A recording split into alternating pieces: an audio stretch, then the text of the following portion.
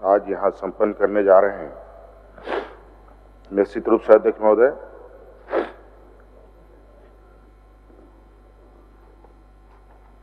ये मॉनसून सत्र हम सभी लोगों के लिए काफी ही महत्वपूर्ण और ना भूलने वाला सत्र होगा, क्योंकि आज हम लोग एक ऐसे व्यक्ति को हम लोगों ने खोया जो सिर्फ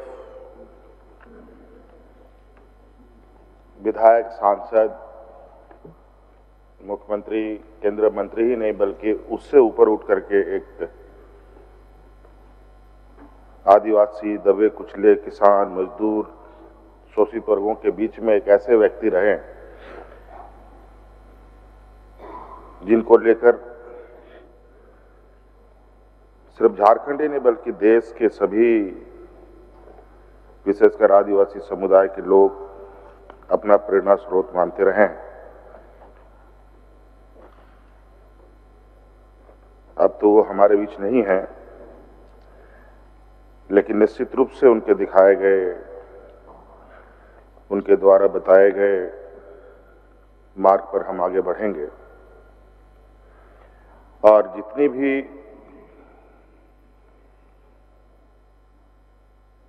आदरणीय दिसंगुरु शिबू सोरेन जी के विषय में कहा जाए बहुत कम होगा। इस राज्य को अस्तित्व दिलाना और झारखंड आंदोलन को एक मुकाम तक पहुंचाना बहुत आसान काम नहीं था अध्यक्ष महोदय। और इस राज्य के आवाज, इस राज्य का संघर्ष, इस राज्य के आदिवासी, दलित, पिछड़ा, किसान, मजदूरों की जो संघर्ष रही है वो इतनी मजबूत रही है अध्यक्ष महोदय कि इसके साथ साथ कई राज्य का सृजन भी हुआ। और मुझे नहीं लगता कि जिस तरीके का संघर्ष इस राज्य में, इस राज्य के जल, जंगल, जमीन, यहाँ के आदिवासी अस्मिता, यहाँ के किसान, मजदूर अपने अधिकार के लिए संघर्ष किया, ऐसा संघर्ष कहीं और देखने को मिला। इस भावुक क्षण में ऐसे जब आदरणीय गुरुजी का निधन हुआ, 10-12 दिनों तक श्रद्धांजलि देने देश के अलग अलग कोने से, देश के बाहर से भी लोग आए। और मुझे याद है कि तेलंगाना के मुख्यमंत्री जी भी आए थे और उन्होंने भी ये बात कही थी कि जब झारखंड राज्य अलग हुआ तत्पश्चात तेलंगाना में भी राज्य अलग करने की आवाज बुलंद हुई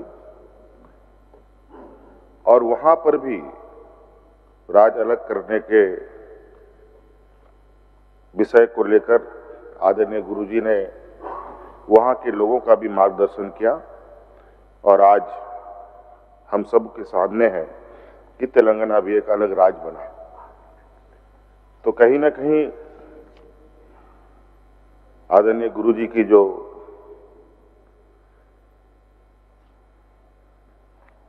कार्य रहे हैं वो झारखंड तक ही सीमित नहीं बल्कि पूरे देशव्यापी रही है।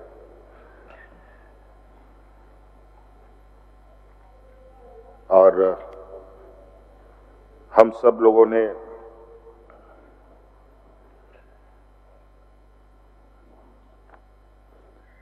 ये संकल्प करके इस सरकार को आगे चलाने का निर्णय लिया है कि अपने उन संघर्षशील साथियों का सपना पूरा कैसे हो, यहाँ के आदिवासी, दलित, किसान, मजदूर के लोगों का आर्थिक, सामाजिक सुधार कैसे हो,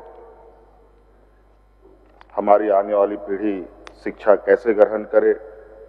बेहतर शिक्षा कैसे उपलब्ध हो, कैसे स्वास्थ्य सेवा उपलब्ध हो, कैसे बुजुर्गों को सम्मान मिले, कैसे इस राज्य के आंदोलनकारियों को सम्मान मिले। तो कई ऐसी चीजें हैं जिस पर सरकार आज संकल्पित होकर कार्य कर रही है। अध्यक्ष महोदय,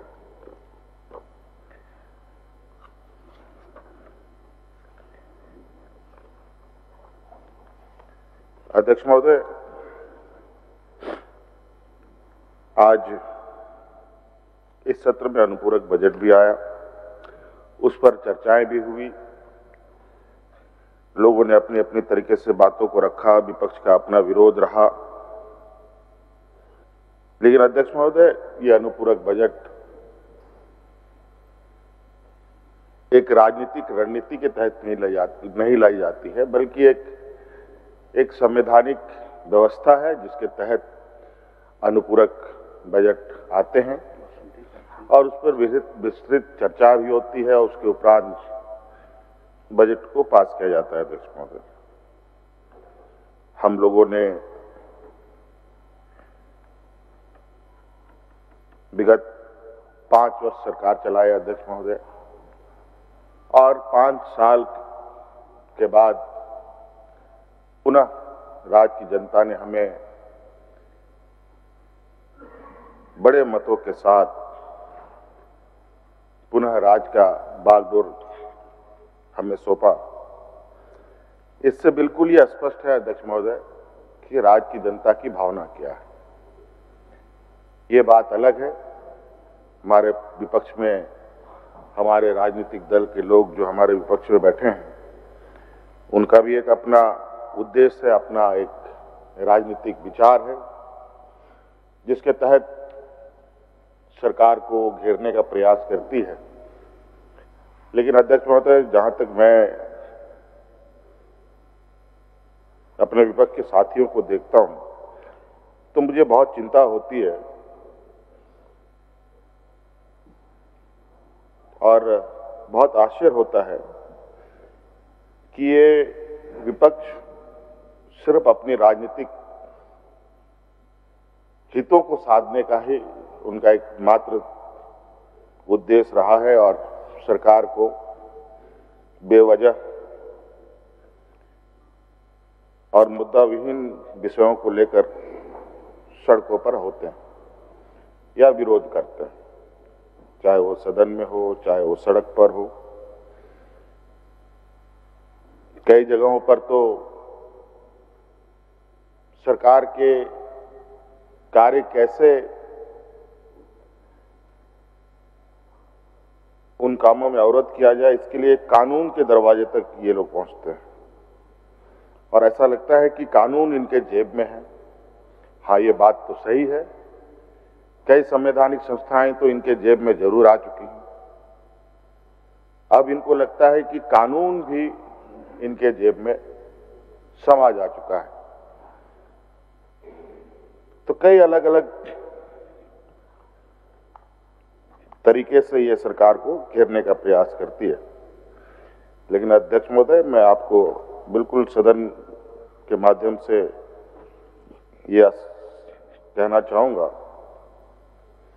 कि सरकार अब पूरी मजबूती के साथ राज्य ने सत्ता में बैठाया है, तो हम उसी ताकत के साथ भी आने वाले वक्त में काम करेंगे और इस राज्य के गरीब, दबे कुचले, आदिवासी, दलित, पिछड़ा, किसान, मजदूर के हितों में जो भी बेहतर काम होगा अध्यक्ष महोदय वो किया जाएगा। हमारी सरकार इस राज्य की जनता की सरकार है। हमने पहले भी कहा है, हमारी सरकार गांव से चलने वाली सरकार है। यहाँ के राज्य की जनता की भावना के अनुरूप सरकार योजनाएं बनाती हैं, उनके अनुरूप उनको धरातल में भी उतारती है। हमारे विपक्ष के लोग इस राज्य में विपक्ष में हैं, लेकिन इस देश में सबसे अधिक राज्यों में इनकी सरकारें हैं और उनके राज्यों की हालत देखें तो आप आश्चर्य करेंगे अध्यक्ष महोदय कि भारतीय जनता पार्टी शासित या उनके गठबंधन शासित राज्यों में वहां की स्थिति क्या है, वहां के आदिवासियों की स्थिति क्या है, वहां के दलितों की स्थिति क्या है, वहां के अल्पसंख्यकों की स्थिति क्या है, जो कमजोर वर्ग हैं उनकी स्थिति क्या है। आज ये लोग अपने को विश्व गुरु ये खुद को बनाना चाहते हैं या इस देश को बनाना चाहते हैं, ये समझ से परे है। मुझे तो नहीं लगता ये देश विश्व गुरु की ओर जा रहा है, लेकिन